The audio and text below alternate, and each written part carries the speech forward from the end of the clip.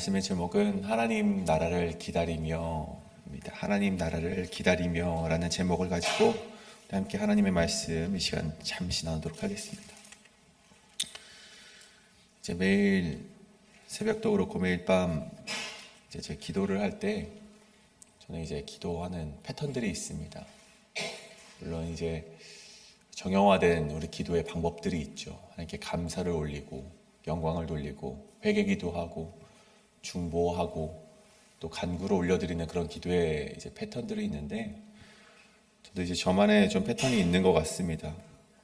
첫 번째 이제 회개를 하고 교회 전체 사역을 위해서 기도를 하고, 그리고 또 저에게 주신 사명, 이 음악 목사라는 사명과 청년이라는 사역을 위해서 끊임없이 기도를 합니다. 그리고 그렇게 제 사명을 위해서, 그 나라를 위해서 기도했다면 하나님께서 내 필요한 모든 것을 채워주시겠다고 약속했음에도 불구하고 꼭 하나님께서 한 가지 빼놓으실까봐 제 필요도 하나님께 꼭 간구를 하는 것을 잊지 않습니다. 그리고 마지막에 빼놓지 않는 기도가 분명히 있는데, 그 기도는 이 하나님의 나라, 그 하나님의 나라의 정의가 이 땅 가운데 펼쳐지기를 간절히 기도합니다. 그것이 제 개인적인 삶에서도 그렇고 이 땅 가운데 펼쳐지는 이 나라를 위한 정의도 함께 기도하는 것이죠. 그런데 이런 기도를 할 때면, 이 정의를 위해서, 이 땅 가운데 펼쳐진 하나님의 정의를 위해서 기도를 할 때면 참 마음이 답답해집니다.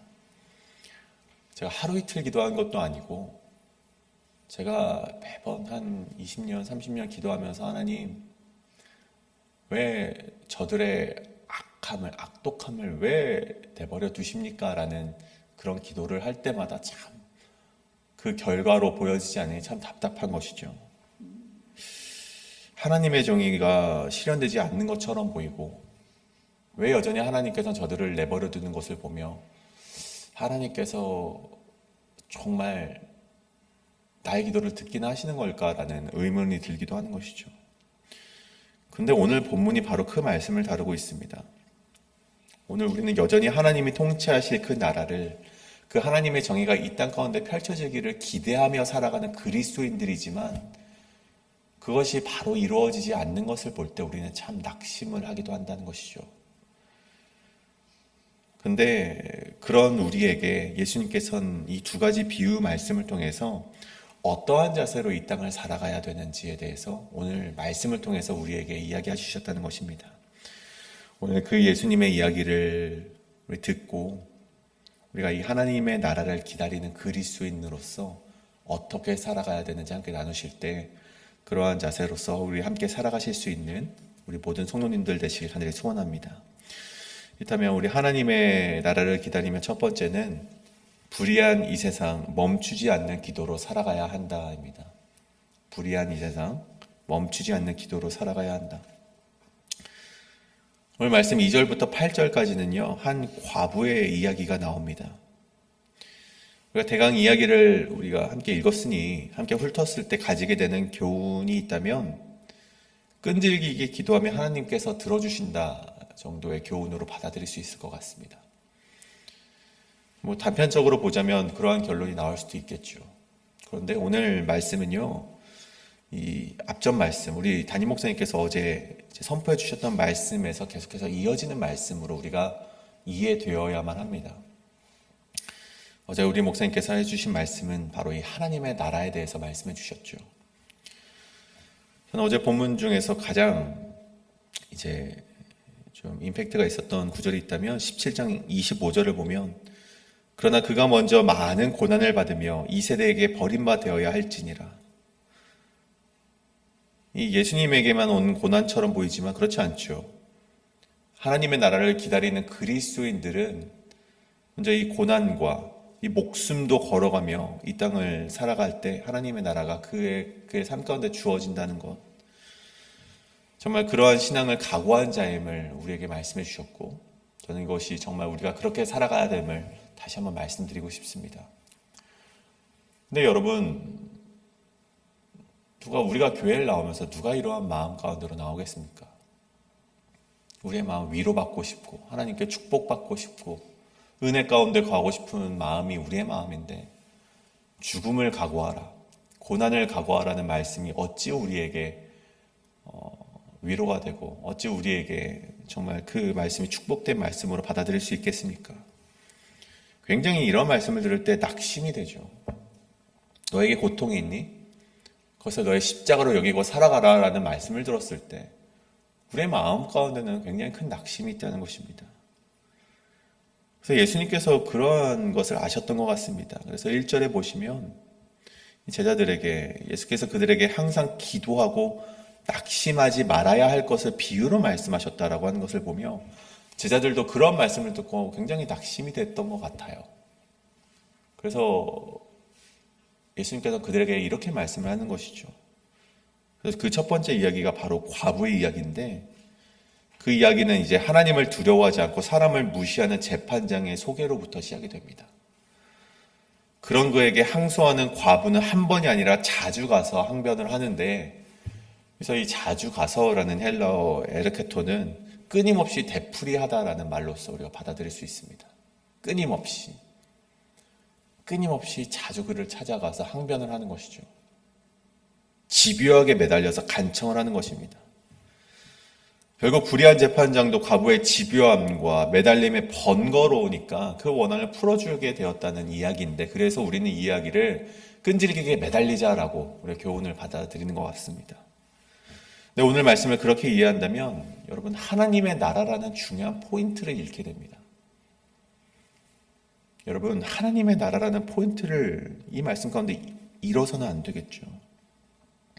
그렇다면 이 말씀을 어떻게 이해되어야 되는가 보니 이 땅은 하나님을 알지 못하는 하나님의 정의로 살아가지 않는 자들이 판을 치는 세상이라는 것입니다. 사람을 존중하지 않는 권력자들에 의해서 운영이 되어가는 세상이 바로 저 악이 판치는 이 땅이라는 것이죠. 그때 우리 그리스도인들의 마음이 어떻습니까?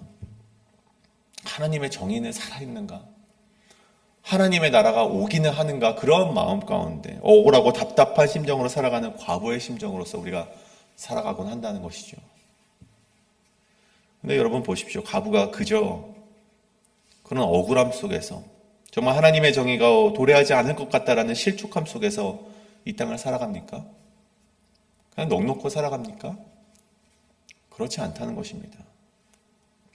불의한 재판장일지라도 이 시대 속에서 끊임없이 그를 찾아가 끈질기게 토로한다는 것입니다.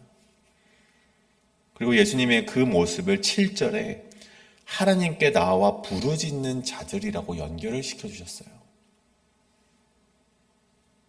이 말씀의 결론을 좀 내려보자면 예수님께서 이 이야기를 꺼내셔야만 했던 1절의 말씀, 1절의 이유, 이 땅을 정말 목숨을 내놓고 고난을 각오하며 살아가야 되는 그리스도인들이 낙심할까봐 정말 그 낙심하는 마음 가운데 이 땅을 어떻게 살아가야 되는가 이렇게 보여주신 말씀처럼 불의가 판을 치고 하나님의 정의가 더디오는 듯 보이는 세상 속에서도 과부처럼 포기하지 않고 끊임없이 하나님께 부르짖는다면 그것이야말로 신앙이고 믿음이며 너희가 그렇게 살아갈 때 하나님의 나라는 반드시 올 것이다 라는 격려와도 같은 말씀임을 우리에게 전해주고 계시다는 것입니다.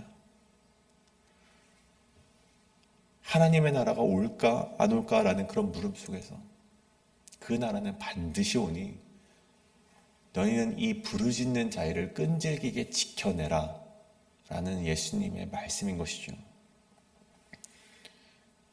그리고 8절 마지막 부분에 보시면 그러나 인자가 올 때 세상에서 믿음을 보겠느냐 하시니라.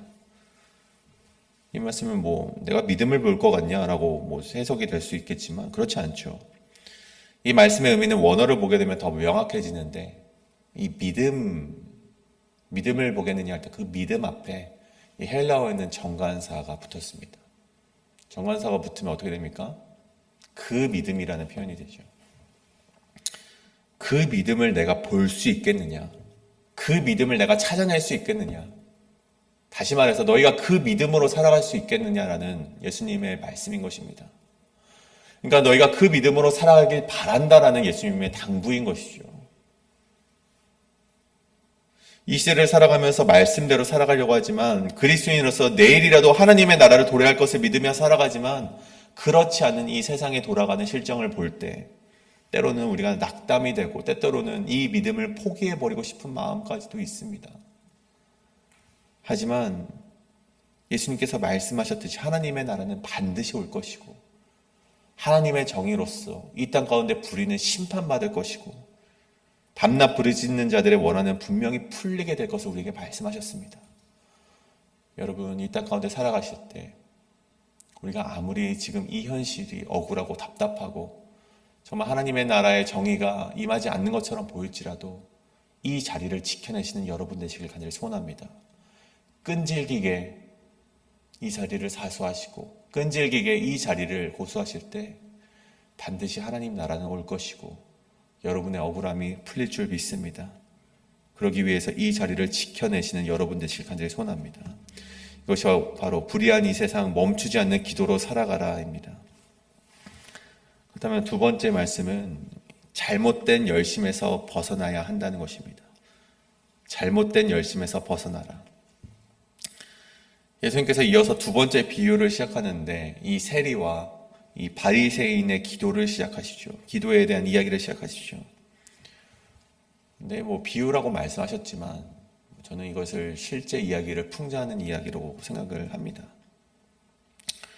먼저 이 바리새인의 기도를 보십시오.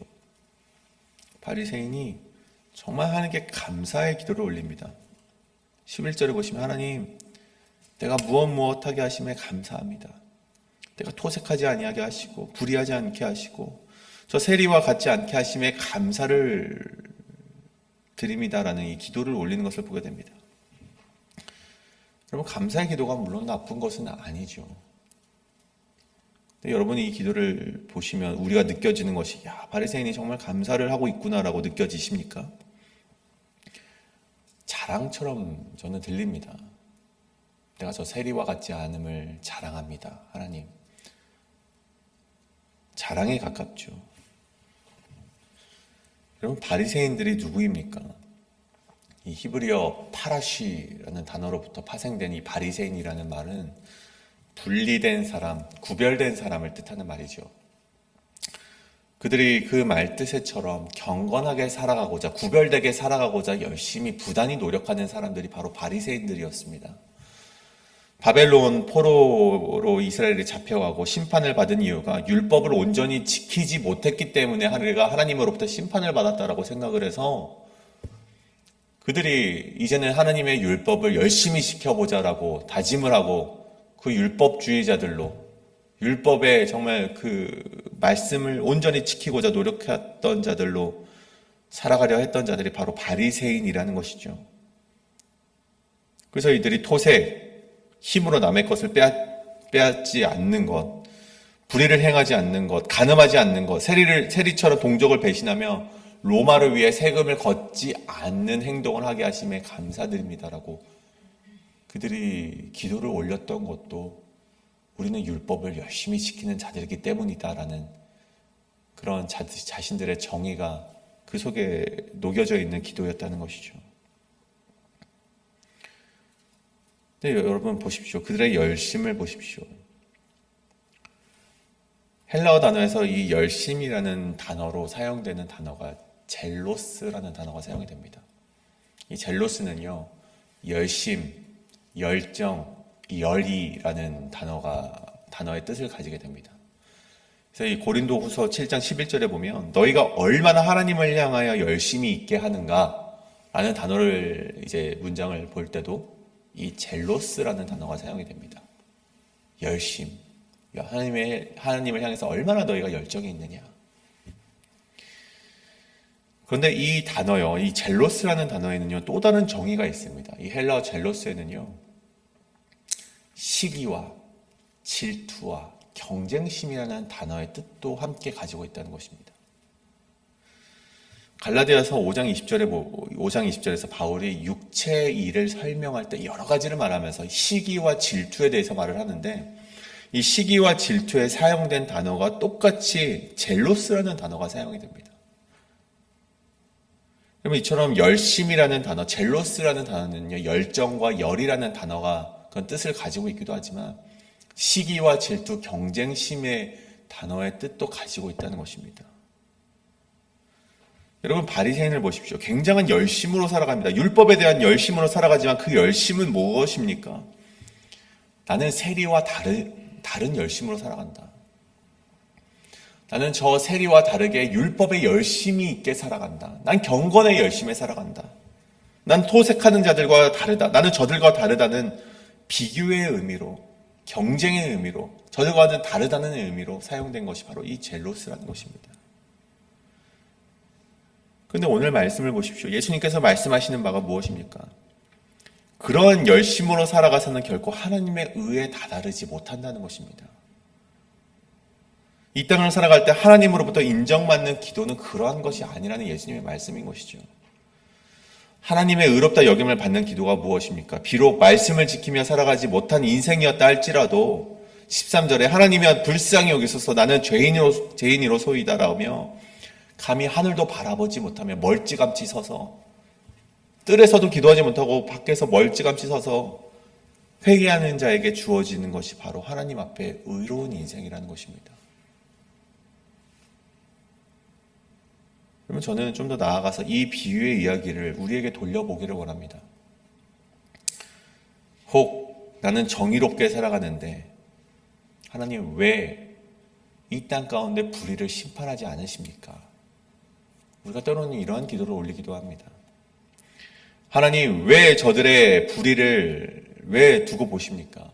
저들의 악독함을 왜 그냥 내버려 두시며 왜 저렇게 활개치게 놔두십니까? 그런 마음이 있다면 그러면 오늘 하시는 예수님의 말씀이 무엇입니까? 그렇게 기도하는 나 역시 심판대에서 벗어날 수 없는 죄인임을 깨달으라는 것입니다. 하나님의 정의가 이 땅 가운데 펼쳐졌을 때 나는 온전할 수 있는가? 여러분 그렇게 묻는다면 여러분 우리는 결코 그러한 인생이 아니라는 것이죠. 형제의 눈 속에 있는 티는 보되 내 눈 속에 있는 들보는 깨닫지 못한 신앙이 되어서는 안 된다는 것입니다. 그래서 우리의 기도는 저들을 심판하여 달라는 기도보다는 저들보다 우리가 나음에 감사합니다라는 기도보다는 우리 모두는 하나님께 긍휼을 기대하는 그런 기도로 나아가야 된다는 것입니다. 오늘 우리의 기도가 하나님 이 땅을 심판하여 달라는 기도가 아니라 하나님 나를 불쌍히 여기소서 우리를 불쌍히 여기소서라는 그런 긍휼의 기도가 우리의 기도가 되어야 될 줄 믿습니다. 여러분 오늘 말씀 정리하고자 합니다. 우리는 이 불의한 세상을 보면서 낙심하기 쉽지만 그 가운데서도 하나님의 정의를 신뢰하면서 끊임없이 이 자리를 지켜내시는 여러분의 삶이 되어야 됩니다. 예수님께서는 그것을 믿음이라고 말씀하셨고 신앙이라고 말씀하셨습니다. 그 믿음을 내가 볼 수 있겠느냐라는 물음 가운데 여러분 끈질기게 이 자리를 지켜내심으로 여러분 하나님께 응답하신 여러분 되시길 간절히 소원합니다. 그리고 그 기도의 자리에서 여러분이 해야 될 기도는 하나님 이 땅을 심판하여 달라는 기도, 그 기도보다는 주님 아버지요 가장 먼저 하나님 나도 저들과 다를 바 없는 죄인입니다. 나 역시 하나님 아버지 저 하늘을 바라보지 못하는 죄인이오니 나의 죄악을 용서해 주시고 나를 불쌍히 여겨달라는 그 기도가 먼저 우리의 입을 통해서 나오는 우리 여러분의 기도가 되길 원합니다. 그래서 그 믿음의 자리에 온전히 쓰셔서 긍휼한 마음 가운데 하나님의 나라가 이 땅 가운데 펼쳐질 수 있기를 기다리시는 우리 여러분이 되시길 간절히 소원합니다. 이 시간 그러한 마음 가운데 우리 함께 통성으로 이 시간 기도하며 나아가시겠습니다. 기도합니다.